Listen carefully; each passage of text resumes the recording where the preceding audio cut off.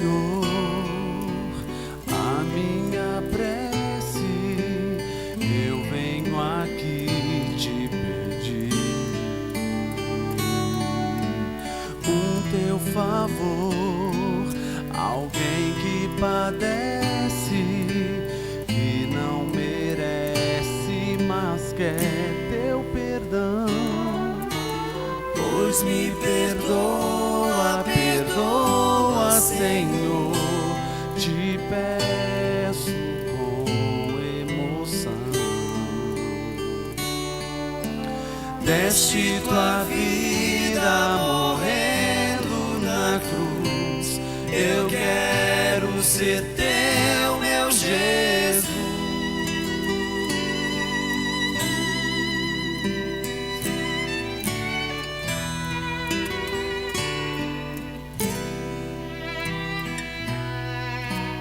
Quantas vezes eu te deixei, não querendo te encontrar. Quantas vezes eu te magoei, sem pensar.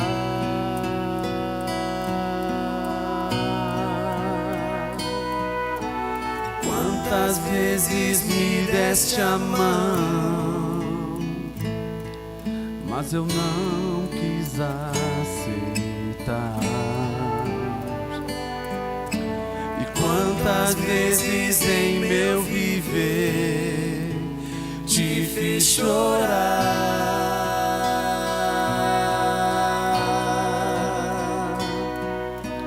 Pois me perdoa, perdoa, Senhor, te peço com emoção.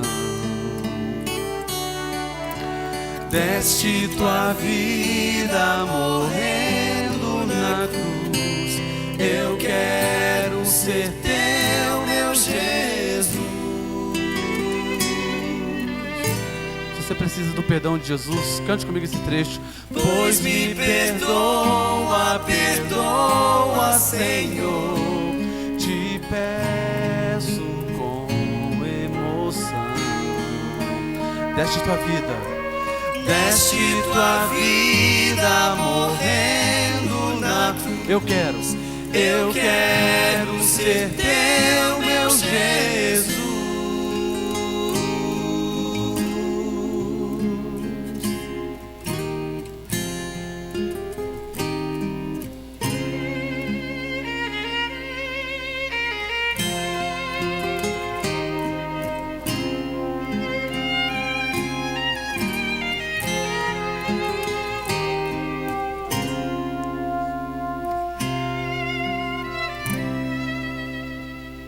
Eu não sei se você é um bom estudante ou um bom aluno. Já que a gente está falando desse tema de hoje, quanto tempo a gente demora para aprender, quanto tempo a gente toma para tomar uma lição, né?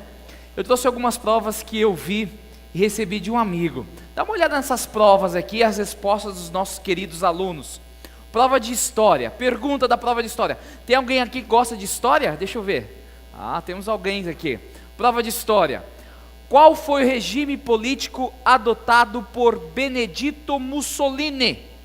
Resposta do aluno: professora, eu nasci no ano de 1987 e por esse motivo não poderei responder essa pergunta, mas me prontifico a ir à biblioteca para pesquisar qual foi o regime adotado por ele, né? Só espero que ele não pense que foi regime de, perder peso. Muito bem. Prova de literatura, esse aqui eu gosto muito. Alguém gosta de literatura aqui? Gosta de ler? Opa! Que tipo de sensações são descritas em Os Lusíadas, de Luís de Camões, né? O grande pai da língua portuguesa. Resposta do aluno: seriam sensações boas? Sensações ruins? Que sensações seriam estas? Ó Deus, eu me pergunto. E a professora responde: eu mereço. Estou tendo uma sensação tão ruim ao iniciar a correção dessa prova. Agora, essa daqui para mim é uma das melhores que eu já vi. Prova de biologia, né? A professora faz a pergunta: Qual é a principal função do esqueleto, né? Está falando da estrutura óssea, né? Que nós temos. Resposta do digníssimo aluno. Espero que não seja da escola de Jacareí, né? Invadir o castelo de Grayskull. Acho que ele confundiu um pouquinho que esqueletos estavam se referindo, né? Duas provas de matemática para terminar, né? Quem que é bom de números aqui? Oh, 1 mais 1 é? Isso é bom mesmo, hein?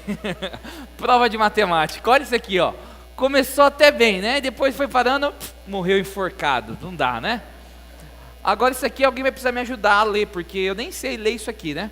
Mas vamos tentar lá. Hoje eu fiz um Google para como ler isso daí. Considere a cônica da equação x² mais 36y² menos 4x igual a 32. Por que precisa calcular alguma coisa que já tem a resposta? Entendeu? É uma coisa assim que eu já não entendo, né? Mas tudo bem. Determine a sua equação canônica, seus elementos principais: foco, vértice. Nossa, foco eu pensei que era só coisa de filmagem, né? Mas vértice classifica. Olha, eu vou dizer, eu nunca usei isso aqui na minha vida. Nem sei se eu aprendi, eu acho que eu faltei na sala de aula desse dia. A professora respondeu, ou o aluno respondeu: você ganhou um descanso, vai corrigir a próxima prova. Aí a professora respondeu: obrigado, no próximo semestre eu corrijo a sua prova novamente. Muito bem, nós estamos aqui para aprender.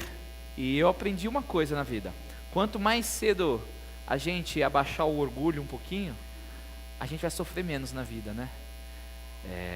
Muitas vezes é difícil. Mas antes de entrar no tema de ontem, rever o tema de ontem e entrar no tema de hoje, eu quero ver os celulares. Quantos trouxeram o celular? Levanta o celular aí. Ô povo de Deus, levanta o celular. Eu vi tocando alguns aí. Isso. A gente vai agora mandar aquela mensagem, ou tuitar, ou qualquer coisa. Essa aqui, ó: estamos esperando por você. Vem pra cá você também. E hoje eu vou tirar uma foto, né? Todo dia eu posto uma foto junto. Eu vou tirar aqui do nosso logo do quebra-cabeça. E é o seguinte: a gente não tem ainda um nome para esse logo do quebra-cabeça. Então, se você quiser dar um nome, né, você pode ir lá postar no Facebook. Vamos fazer um sorteio, vamos dar um brinde, entendeu? Vamos dar um DVD para quem dá o nome, e o nome mais interessante para o nosso logo, a gente vai dar. Deixa eu ver se eu consigo bater foto desse logo aqui. Colocar aqui no chão para ficar bonitinho, né? Aí, isso. Tirar meu pé da foto. Bati. Vamos colocar ela no lugar de novo. Deixa eu já postar, porque todo mundo tem que postar. Estamos esperando. Alguém já mandou? Tá digitando ainda? Então tá igual eu então. Por você. E vem para cá você também a resposta. Cadê aquela musiquinha do tic-tac, tic-tac, tic-tac, tic-tac? Muito bem, a minha está indo. Bem, ontem nós vimos alguns pontos importantes no nosso estudo. Nós vimos que muitas vezes pelas quantidades de escolhas que nós temos, é difícil a gente saber que decisão tomar. Uma revista americana, melhor, um jornal americano falou que nós fazemos cerca de 35 mil decisões por dia. E a realidade é que muitas vezes nós fazemos coisas erradas porque não queremos sofrer em tomar a decisão correta. E vimos a questão da conveniência e fazer aquilo que é certo. Mas Deus nos chamou, Deus nos convida para fazer o que é correto e não o quê? O conveniente, não aquilo que todo mundo faz ou o que é mais fácil. Deus nos convida, nos desafia e espera que façamos aquilo que é certo. Infelizmente, Nabucodonosor, na sua arrogância, ele levantou uma estátua de ouro de cerca de 27 metros de altura, que é o equivalente a um prédio de 9 andares. Ele tinha recebido aquele sonho, um sonho que tinha 4 metais, 5 grandes impérios mundiais, e agora ele fala: não, eu vou ser eterno, e eu não vou ser só a cabeça de ouro. E ele faz uma grande estátua de ouro e pede que todos o adorem. Mas o pedido dele vai em confronto direto com aquilo que a lei de Deus determina na Bíblia. E alguns jovens decidiram não se ajoelhar perante a estátua, mesmo sofrendo as consequências da morte. Esses 3 jovens eram Misael, Ananias e Azarias. E nós estudamos ontem que quando nós tomamos a decisão por aquilo que é correto e não por aquilo que é conveniente, porque para eles seria conveniente só abaixar lá e tudo bem, vou salvar minha vida, mas eles estariam quebrando a lei de Deus. Quando eu e você no nosso dia a dia, nas nossas decisões, tomamos a decisão de sermos corretos, segundo a palavra de Deus, nós somos o quê? Notados. E nós vimos isso ontem. Quando você faz aquilo que é correto, você anda contra a correnteza, e por esta razão você é notado. Mas quando nós somos notados, nós vimos que também nós somos o quê? Testados. E aqueles jovens foram testados, falaram o seguinte: olha, se você não se ajoelhar, nós vamos dar uma segunda oportunidade, vocês vão morrer. E eles falavam: olha, pode tocar quantas vezes vocês quiserem, mas não vai precisar tocar mais nenhuma, porque a nossa decisão já foi feita, nós não vamos nos ajoelhar. E quando você é notado, é testado, com certeza, você será colocado em prova. Quando você faz aquilo que é correto, você será provado. Mas a certeza que nós temos é que em meio à prova, Deus estará conosco. Deus não prometeu que nós não enfrentaríamos provas ou dificuldades, mas prometeu que estaria conosco em meio às provas. E literalmente Deus esteve com eles dentro da fornalha. E o fogo que consumiu os soldados que jogaram aqueles 3 rapazes, não queimou nem um fio de cabelo de Ananias, Misael e Azarias. E Cristo estava e esteve com eles. Quando eu sou notado, quando eu sou testado e sou provado e permaneço fazendo aquilo que é correto, o nosso Deus é o quê?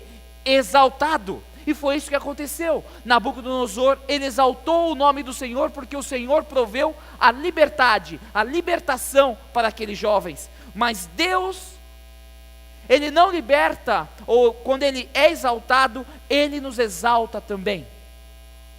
E a maior exaltação que Ele vai nos fazer é quando nós finalizarmos a grande prova que é viver neste mundo de pecado. Ele vai levar-nos para o céu. E hoje o nosso tema é: quando é que você irá aprender? Antes de nós adentrarmos ao tema de hoje, eu quero convidar você a inclinar a sua cabeça para falarmos com Deus. Querido Pai, nós lhe somos gratos por tuas bênçãos. Gratos, ó Pai, pela maneira que o Senhor tem conduzido este projeto à resposta, pelas vidas e pessoas que estão sendo tocadas, pelas músicas e pelas palavras aqui proferidas. Nós louvamos pela dedicação de alguns que viajam um longo percurso para estar aqui. Alguns nem conseguiram chegar, mas estão acompanhando via internet. E também queremos pedir uma bênção para aqueles que estão nos assistindo, seja aqui, seja no Texas, seja na Europa, seja em algum outro estado, que o Senhor também possa se manifestar, que os equipamentos possam funcionar, para que eles também possam ser abençoados por Tua palavra. Nos abençoe, ó Pai, é isso que lhe pedimos em nome de Jesus, amém. Um dos maiores autores cristãos é o pastor Max Lucado. Este homem é um homem abençoado por Deus e tem um dom de escrever. Em um dos seus livros, Trovão Gentil, ouvindo a voz, ouvindo Deus na tormenta, ele conta a história, a experiência que ele passou e que eu também já vivenciei. Ele conta a história de uma viagem de avião. Ele estava já algumas horas em voo, quando o piloto deu um anúncio: senhores, por favor, apertem os seus cintos, porque entraremos numa zona de turbulência. Mas mais do que isso, você que está sentado, você que está em pé, sente-se agora, porque vai ser forte. As pessoas começaram a se sentar, mas um jovenzinho, ele decidiu ficar em pé. O piloto foi notificado e ele falou mais uma vez: atenção, senhores passageiros, estaremos adentrando a uma zona de turbulência. Por favor, mantenham-se sentados com seus cintos afivelados. Acho que eu até decorei a frase já. Passou um tempo, aquele jovem não sentou. Aí veio o comissário de bordo e falou: por favor, eu estou pedindo para que você sente-se, para o seu bem. Aí ele falou: tudo bem, eu já sento. E passaram alguns instantes e aquele jovem não sentou. De repente, quando estava se aproximando a área de turbulência, vieram umas 2 ou 3 pessoas que trabalhavam ali no avião, seguraram aquele jovem e colocaram à força ele na sua poltrona, afivelaram o cinto e disseram: não saia daí. E ele falou e pensou naquele momento: até quando você vai demorar para atender a ordem? E ele faz logo em seguida uma aplicação: até onde você quer que Deus chegue só para captar a sua atenção? Deus está falando com você, Deus está falando comigo, mas muitas vezes nós não damos ouvido à voz de Deus. Ele fala suave, ele vai falar um pouco mais grosso, vai falar de maneiras diferentes, porque ele quer chamar a sua atenção, porque a sua vida está em perigo. Mas quanto tempo, ou até quando, você vai se recusar a ouvir a voz de Deus? Por quanto tempo você vai ignorar o convite gentil de Deus? Hoje, nós vamos ver que Nabucodonosor era uma pessoa, um rei um tanto arrogante, que tinha uma certa dificuldade em ouvir e principalmente em aprender. Nabucodonosor foi aquele homem que invadiu Jerusalém, levou cativo várias pessoas, entre eles Daniel, Misael, Ananias e Azarias. E aquele rei pegou e falou: todos têm que agir desta maneira, dessa cultura, têm que comer da minha comida. E esses 4 jovens decidiram não fazer o que o rei ordenava. E por um período eles foram colocados em prova. Mas ao final daquele período, eles foram 10 vezes melhores do que os outros que estavam competindo com ele, que seguiam e seguiram o estilo proposto pelo rei. O rei poderia ter aprendido: opa, o estilo do Deus é mais forte. Mas não, ele não aprendeu. No capítulo 2 de Daniel, ele tem um sonho, ele não sabe o significado do sonho, chama os magos e nada desses magos responderem. Ele dá uma ordem para matar todo mundo. Nisso Daniel pede tempo, busca Deus, Deus responde, e Deus revela não só o sonho, mas a interpretação do sonho. E no final, Nabucodonosor, ele reconhece que Deus é poderoso, e naquele momento ele poderia aprender a lição que o Deus Criador, o meu e o seu Deus, é aquele que tem poder sobre tudo, e que eu devo submeter a minha vida a Ele. Mas por ser uma pessoa arrogante, por ser uma pessoa teimosa, ele se esquivou de Deus, e não quis saber de Deus.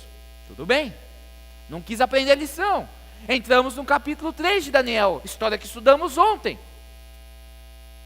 Misael, Ananias e Azarias, eles não se deitaram, não se curvaram perante a ordem do rei, de adorar a estátua de ouro. E o rei falou assim: então eu vou jogar vocês na fornalha. Ele falou: pode jogar. E eles foram parar na fornalha e nada aconteceu. E Nabucodonosor termina: louvado seja o Deus de vocês, o Deus de vocês é poderoso. Ele já deu 10 vezes a capacidade, ele já deu a revelação do sonho, e agora libertou da fornalha ardente. Louvado seja o seu Deus. Mas sabe o que acontece? Nabucodonosor não aprendeu a lição. E quando eu leio a história de Nabucodonosor, muitas vezes eu me vejo nessa história. Muitas vezes eu vejo pessoas que vêm até mim para conversar. Você tenta explicar, você tenta ajudar, mas aquela pessoa continua no seu caminho. E o capítulo 4 do livro de Daniel, ele conta a história de como Nabucodonosor teve que aprender a lição. E queridos, saiba de uma coisa: Deus vai se fazer audível a nós. A questão é quão alto nós queremos ouvir a voz dele. Vou repetir: Deus vai se fazer audível a nós. A questão é quão rápido ou quão forte nós queremos ouvir a voz de Deus. É interessante que o capítulo 4 do livro de Daniel não foi escrito por Daniel. Foi escrito, sabe por quem? Pelo próprio Nabucodonosor. E começa da seguinte maneira. Os primeiros versos nos dizem o seguinte: o rei Nabucodonosor a todos, de todas as raças, cores e crenças do mundo, paz e prosperidade a todos. É um privilégio contar a vocês os grandes milagres que o Deus Altíssimo fez por. E ele continua: seus milagres são impressionantes, as suas maravilhas surpreendentes, seu reino dura para sempre e seu governo soberano é eterno.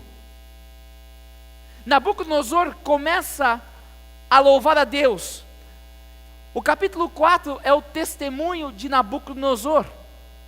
O capítulo 4 de Daniel não foi somente escrito por Nabucodonosor, mas é o próprio relato da sua conversão. É como se eu tivesse a capacidade de, quem sabe, trazer Nabucodonosor, o rei da Babilônia, se estivesse vivo hoje, aqui no Dom Pedro, e ele contasse como se converteu. Ele conta a história dele. Quem sabe ele contaria a história quando ele sitiou Jerusalém e trouxe Daniel, Ananias, Misael e Azarias.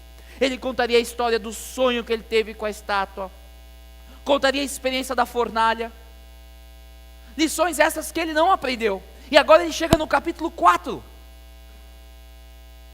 E ele começa a contar a última lição, a voz mais audível que Deus se fez, para que ele escutasse a voz de Deus. E o que aconteceu? Daniel 4, versos 4 a 7. Eu, Nabucodonosor, vivia tranquilo no meu palácio, mas eu tive o quê? Opa, sonho?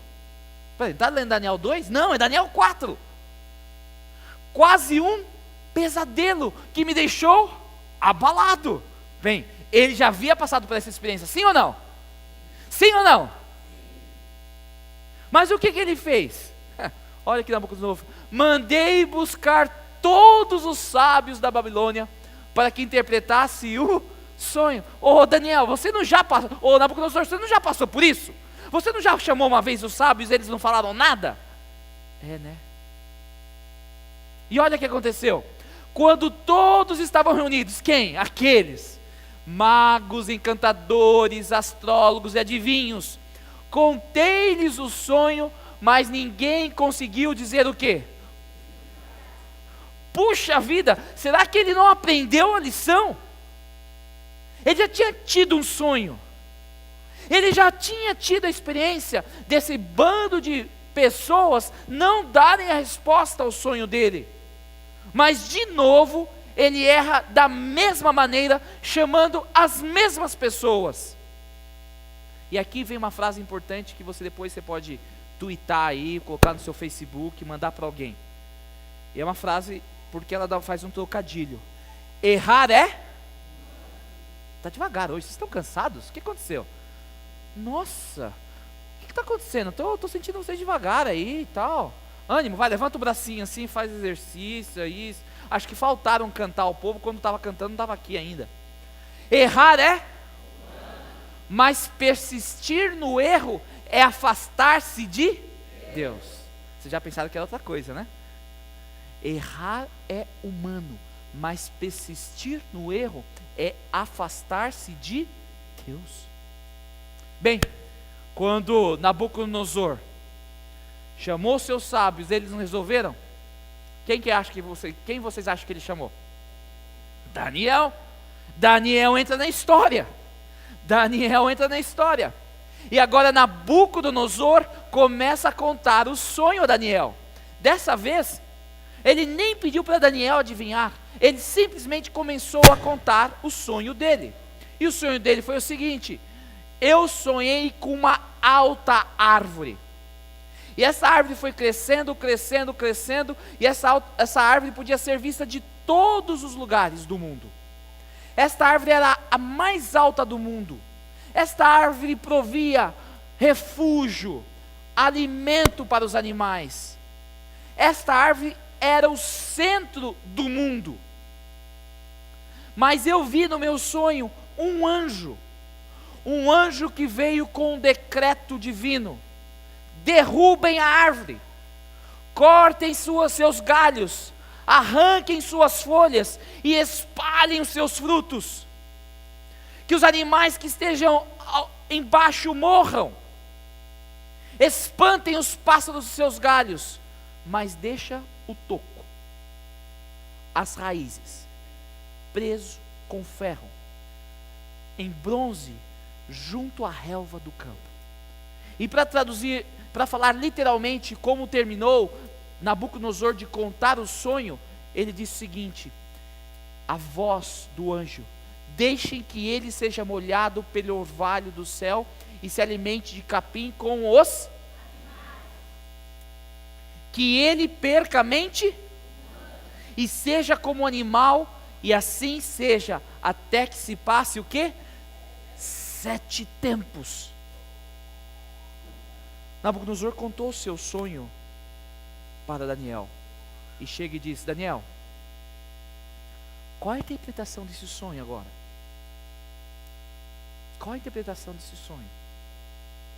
Você já teve um sonho e queria ter interpretação?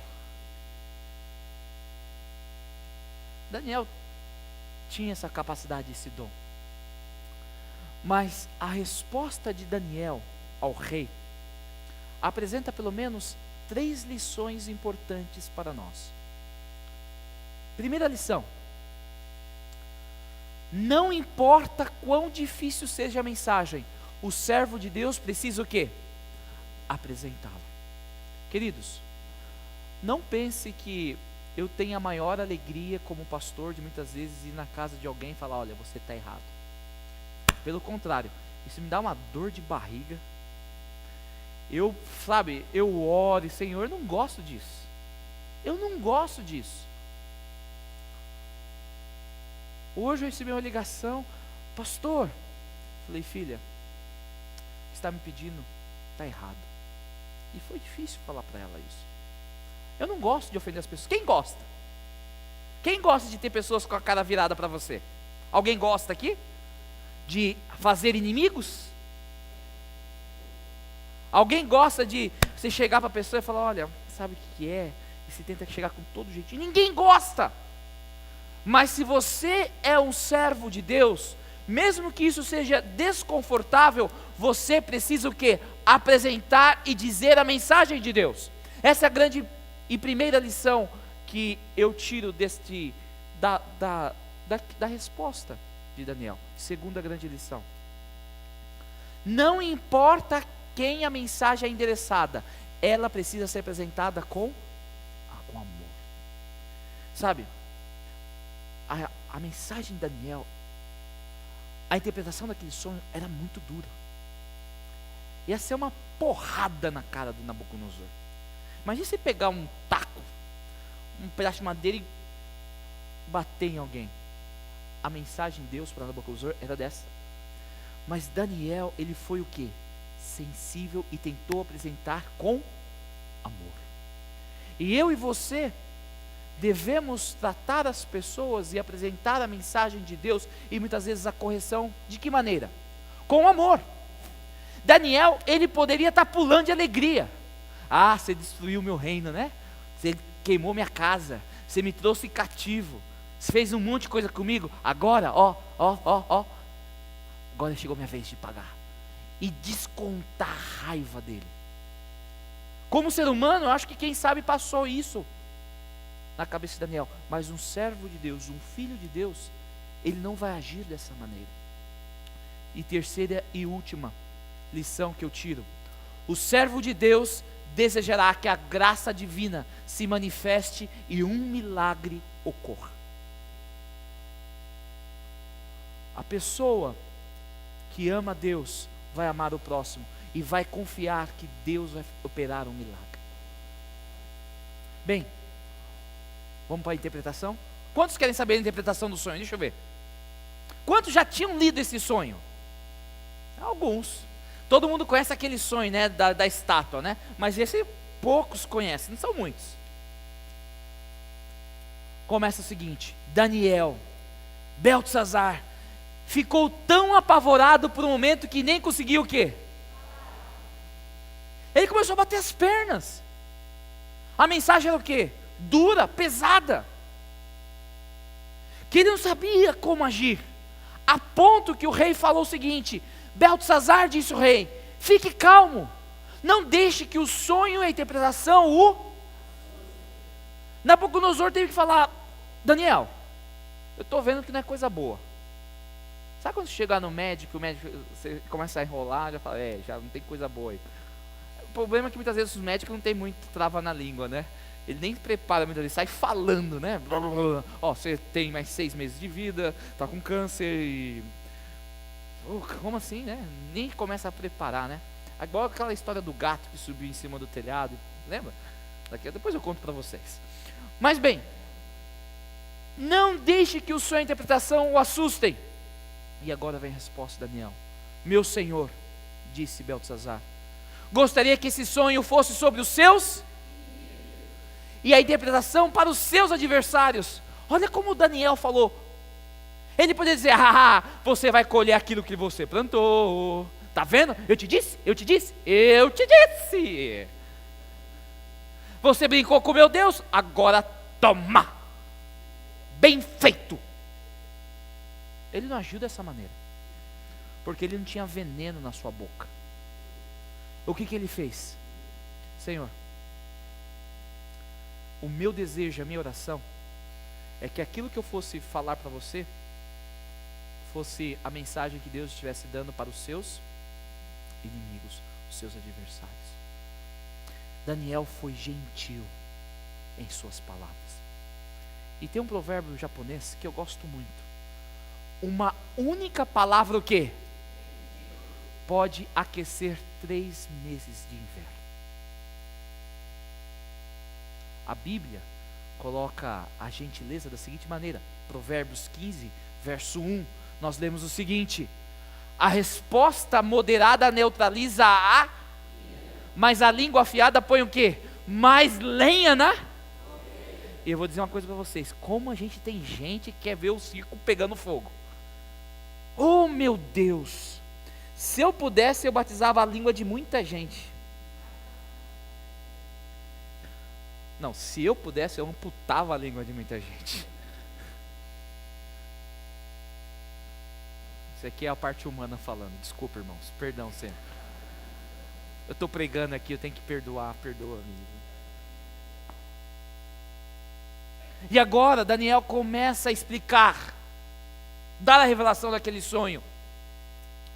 E Daniel começa a dizer: ó rei, a árvore que você viu e que cresceu e ficou tão alta que o topo alcançava o céu, é o Senhor, ó rei. Vossa majestade é a... Assim como Deus havia revelado que a cabeça da estátua, que era feita de ouro, representava Nabucodonosor e o império de Babilônia, agora, aquela árvore, aquela gigantesca árvore, era o próprio quê? Rei. E Daniel começou a falar: rei, você cresceu, você fez o império crescer, você é o império mais poderoso. Quantas pessoas dependem de você? Quantas pessoas dependem do seu império? Mas rei, tem maldade no seu coração, porque o Senhor não está ouvindo a voz de Deus, e Deus está tentando falar com você, rei. Deus falou com você, sabe, quando a gente teve aquela prova dos alimentos, naquele momento você reconheceu que o estilo de Deus era melhor. Por que você não já aceitou Deus ali? O rei, Quando, quando você teve aquele sonho, você lembra, rei? E você não sabia o que era aquele sonho, e você mandou chamar todo mundo, ninguém deu a resposta, rei. E você mandou matar todo mundo, e depois, pela graça de Deus, eu trouxe a resposta. E você reconheceu que Deus é poderoso. Você poderia ter aceitado e abraçado a mensagem de Deus naquele momento, mas você não deu ouvido, rei. Pelo contrário, a sua arrogância subiu tanto, que você mandou construir uma estátua de ouro. Seu reino não vai passar, não é só a cabeça, é a estátua toda. E Deus operou algo sobrenatural. Os meus 3 amigos, Misael, Ananias, Azarias, foram jogados dentro da fornalha, e nada aconteceu com eles, e você exaltou a Deus, mas você não tomou uma decisão. Você continuou no seu caminho mau. Por essa razão, rei, uma ordem foi dada do céu. E enquanto Daniel falava, eu posso imaginar a expressão e a preocupação e o pensamento de Nabucodonosor. Rei, quando o anjo recebeu a mensagem para dar esse decreto, ele estava dizendo o seguinte, que era para tirar você do poder. Mas não era para arrancar a raiz, porque você vai voltar ao poder, rei, mas você vai ficar 7 anos sem estar no poder. Oh, rei, tudo bem, é uma férias, quem não precisa de férias? Quem não precisa de férias aqui? Eu sei que tem alguns professores aqui que estão de férias, né? Alguns funcionários, inveja santa, né? E eles postam lá, estou aqui nas termas da água quente, na piscina, estou aqui, estou ali. Outros estão na praia. Pastor, estou assistindo o senhor aqui da praia, né? Que faça muito frio. Brincadeira, estou orando para que faça muito calor.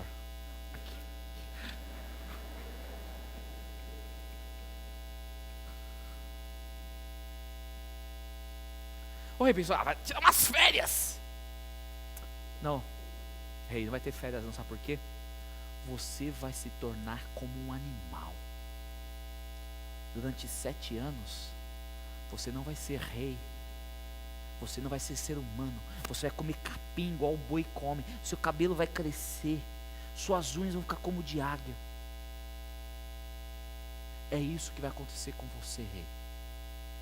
Mas Daniel não termina por aí, porque ele tem a gentileza, ele tem o amor nas palavras, mesmo duras, mas com amor.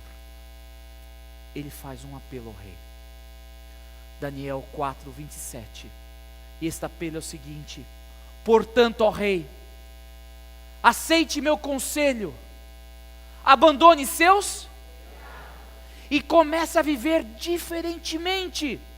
Deixe essa vida e viva com justiça. E cuide dos necessitados e desamparados. Só assim o Senhor continuará a viver tranquilo. Rei, esse sonho que Deus lhe deu não precisa se tornar uma realidade. Este sonho é condicional. Se você continuar no seu caminho, da maneira que você está plantando, porque a gente colhe aquilo que a gente planta. Se você continuar no seu caminho dessa maneira, sabe o que vai acontecer? Você vai perder o trono, você vai se tornar um animal durante 7 anos. Porém, se você ouvir a voz de Deus, se arrepender, esse sonho não vai se tornar realidade, e você vai viver feliz para sempre. Rei, aceita o meu conselho. Daniel naquele momento ele não orou para que o rei se tornasse um animal, mas Daniel orou naquele momento para que o rei pudesse obedecer e escutar a voz de Deus. E Nabucodonosor pensou, e sabe coisa bonita? Ele mudou, mas a mudança dele não durou muito tempo, porque não foi uma conversão verdadeiro e legítimo, foi só um medo das consequências. Ele teve o que? Um remorso. Quando a pessoa foca nas consequências e não no pecado, ela tem remorso. Agora, quando a pessoa foca no pecado, no erro, ela tem o quê? Um arrependimento verdadeiro. Não passou 12 meses, o coração do rei se encheu, a arrogância dele subiu a cabeça. E sabe o que aconteceu? Ele ficou louco. E você pode ler o capítulo 4. Durante 7 anos, ele ficou louco. Comia com os animais. As suas unhas cresceram como de águia. Seu cabelo cresceu. Ele viveu muito pior que o andarilho. Ele se tornou um animal. Até onde você quer que Deus chegue só para captar a sua atenção? Essa é uma pergunta extremamente importante. Eu quero falar com vocês, queridos. Sabe, você não está aqui por acaso. Porque nos planos de Deus não existe acaso, existe providência. E Deus está te dando esta oportunidade, esta noite, para tomar a decisão. Deus nessa noite está falando a você, meu querido amigo, minha querida amiga. A mensagem de hoje é uma mensagem de advertência para você. Filho, você não fez a sua decisão ainda. Você não tomou a sua decisão ao meu lado ainda, por quê? Eu já mandei vários pastores falarem contigo. Eu já coloquei livros para vocês lerem. Eu já te dei pessoas ao seu redor para falar de Deus, mas você continua com o seu ouvido tampado, fechado. O que será necessário fazer para que você me ouça? Você pode perguntar, mas pastor, será que Deus então está obrigando a eu tomar um rumo que eu não quero? Cadê minha liberdade? Deus não está limitando a sua liberdade. Pelo contrário, Ele quer que você a tenha. Ele quer que você tenha o poder de escolha. Porque se você continuar na vida que você está levando, você não tem escolha, você vai para a destruição. Esta frase me fez pensar muito. Ele, Deus, fará se ouvir. Ele fará se ouvir claramente e nitidamente, para que você tenha a oportunidade de escolha. Porque se você não ouvir a voz dele, como você pode optar por ele? Se ninguém ouvir, como é que alguém pode escolher? Deus, Ele quer que você ouça. Deus quer que você escute, para que você possa analisar as suas decisões, para que você possa ter certeza da escolha que você está fazendo. Deus não quer infringir na sua decisão, mas saiba que Deus quer que você esteja com Ele no céu. Sabe por quê? Porque você é filho, é filha de Deus. Sabe, eu estou com uma filhinha que na semana que vem vai fazer 5 meses. Sabe, é tudo. É tudo. A última coisa que eu quero é machucar ela. Muitas vezes dá vontade de apertar, de morder. Mas a última coisa que eu quero é vê-la sofrendo. Todo dia eu oro pela minha filha, toda madrugada. Que Deus abençoe ainda nos estudos que ela vai ter, nas escolhas que ela vai fazer. E hoje até orei para Deus. Deus, eu não sei se o Senhor vai voltar. Eu espero que o Senhor volte. Mas se o Senhor não voltar até lá, coloque um homem bom na vida da minha filha, que a faça feliz. Sabe por quê? A última coisa que eu gostaria é de ver a minha filha sofrendo. Você é filho e filha de Deus. A última coisa que Deus quer fazer é ver você sofrendo, porque o seu sofrimento traz pesar ao coração de Deus. Veja o que 2 Pedro 3, verso 9 nos diz: Deus não está atrasado com a sua promessa, como alguns pensam. Ele está se segurando, ele está se contendo por causa de vocês, atrasando o fim, porque não quer que ninguém se perca. Ele está dando a cada um mais tempo para mudar. Sabe por que Deus não voltou ainda? Porque se ele voltasse hoje, ele saberia que talvez você não iria com ele. Você não iria com ele. Você não iria com ele. Porque você não entregou a sua vida por completo a ele ainda. E é por isso que ele está demorando, atrasando, se contendo, segurando, porque ele quer ver você no céu. Deus quer ver você no céu. Por isso ele diz: eis que estou à porta e bato. Sabe o que é interessante nesse texto? É que na época que ele foi escrito, as pessoas não batiam a porta. Não era costume bater a porta. Você sabia disso? O pessoal, eles gritavam: ô fulano, você tem sal aí? Eles falavam o quê? Gritavam. As pessoas não batiam a porta. Hoje nós temos campainhas, mas naquele tempo não se batia a porta. Só podia, em uma circunstância, bater a porta: quando era de extrema urgência.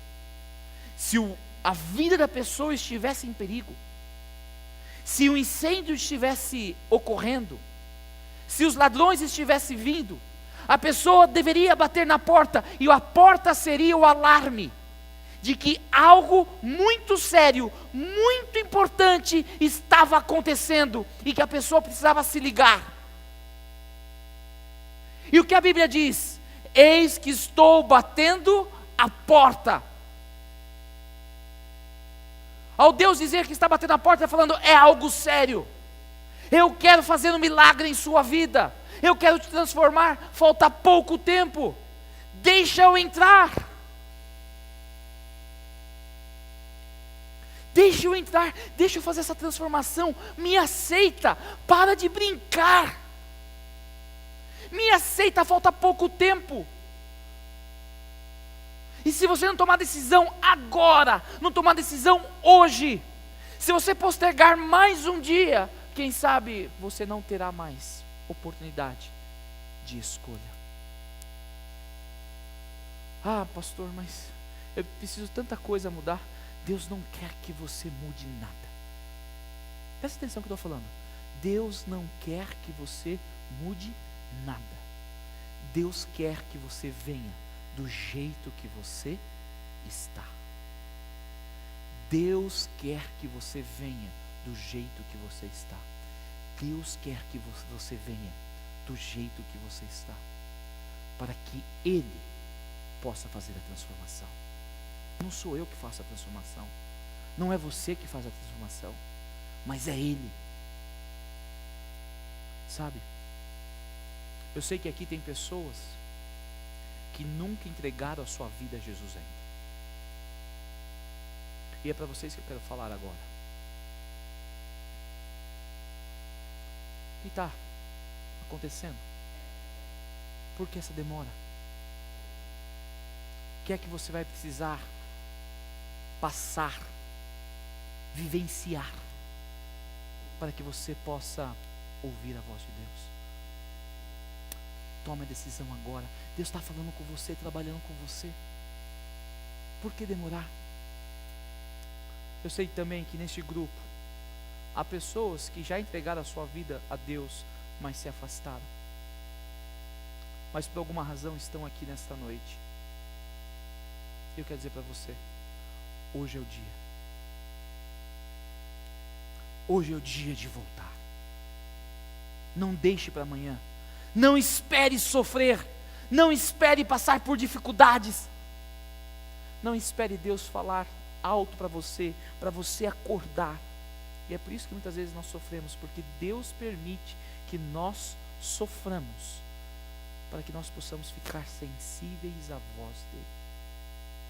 Ele não traz sofrimento a ninguém, mas ele permite, porque só assim você vai ouvir a ele. Mas eu também sei que neste grupo há pessoas que vivem aqui na igreja, quem sabe nasceram aqui na igreja, foram criados na igreja, mas não vivem um cristianismo verdadeiro, vivem um cristianismo de fachada. E eu gostei desse imagem, olha que imagem interessante, tudo de mentira, uma igreja de mentira, uma pessoa de mentira, com seu terno, gravata, calça, Bíblia nas mãos, mas vivendo o quê? Uma mentira. Você está enganando quem? Nesta noite é a noite do milagre. E o milagre não é emprego, o milagre não é uma cura de uma doença, o milagre que Deus quer operar nesta noite não é simplesmente trazer paz num casamento ou num relacionamento que está desfazendo. Deus quer fazer o maior de todos os milagres. E qual que é, pastor? É ressuscitar alguém? E olha que essa semana alguém foi ressuscitado aqui. E é um milagre. Mas isso não é o maior milagre. Sabe qual é o maior milagre? O milagre da transformação. É a pessoa nascer do alto e ser transformada. É a pessoa aceitar Jesus Cristo. Nicodemos teve essa conversa. Ele vivia na igreja, mas ainda não havia passado por esse milagre. Outras pessoas que se lidaram com Jesus nunca haviam passado por esse milagre, e alguns estavam afastados. E Deus aceitou todos, e chamou a todos, e abraçou a todos, e transformou a todos. Nesta noite, eu quero convidar você a tomar uma decisão. Você não precisa trilhar o caminho que Nabucodonosor trilhou. Deus foi falando com ele, trabalhando com ele, mas ele não foi ouvindo a voz de Deus. Mas sabe o que é bonito? É que depois que ele passou por aquela experiência dolorosa, ele aceitou a Deus. E é por isso que o capítulo 4 é o testemunho de Nabucodonosor e da sua conversão, da sua entrega. Você não precisa passar por isso. Você pode fazer a sua entrega hoje e agora. Por isso eu quero fazer 3 apelos antes que o Jean Anderson cante para nós. Eu quero fazer um apelo para aqueles que nunca entregaram sua vida a Jesus, aqueles que nunca publicamente declararam sua vida a Jesus através do batismo. Alguém que nunca foi batizado? Alguém que? Temos uma pessoa, 2 ali. Mais alguém? 3. Eu quero chamar vocês aqui na frente, porque eu quero orar com vocês. Eu não vou batizar vocês. Água, tem nem água aqui, não se preocupa não. Não vou jogar ninguém dentro do tanque. Não vou jogar ninguém dentro do tanque. Mas eu quero que vocês venham aqui à frente, porque eu quero orar com vocês. Você tem coragem? Vem aqui. Você que ainda não tomou? Vem aqui. Você não está sozinho? Vem aqui, ó. Sai zero. Amém. Amém. Amém.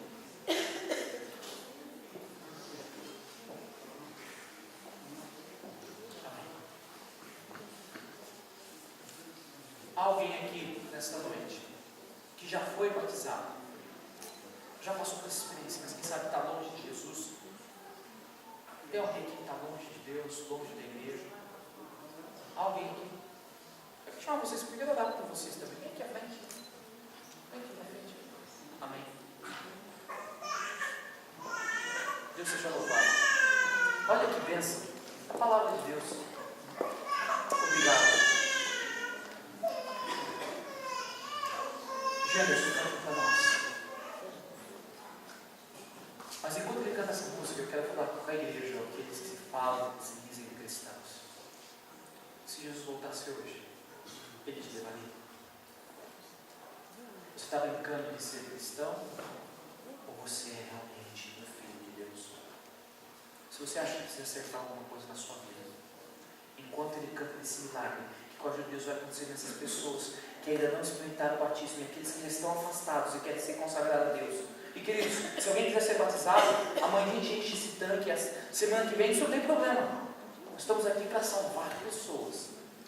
Eu estou aqui, o meu trabalho é salvar pessoas. Mandar para o inferno é trabalhar para pessoas. E ficar, não pode se batizar. Isso não é o trabalho de Deus, nem do Espírito de Deus. O trabalho de Deus é transformação. E nós queremos oferecer para você. Mas você, querido irmão, eu quero falar, sabe, fundo do seu coração. Quando você fala, você é gentil.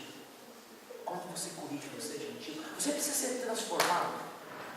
Enquanto o Jean socando. Se você sente que você precisa ser transformado, vem. Você que está nos assistindo, também faça a sua decisão agora. Com a decisão desses. Para que Deus possa fazer esse milagre, Senhor.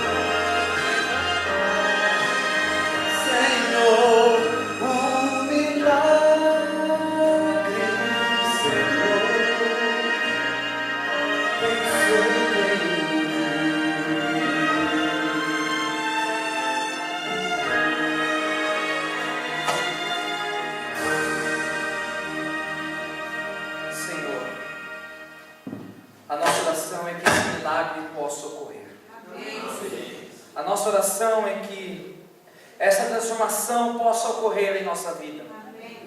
Nós queremos aceitar o Senhor nesta noite. Queremos entregar a nossa vida ao Senhor. Já resistimos por tanto tempo. Já passamos por tanto. Mas hoje ouvimos a Tua voz.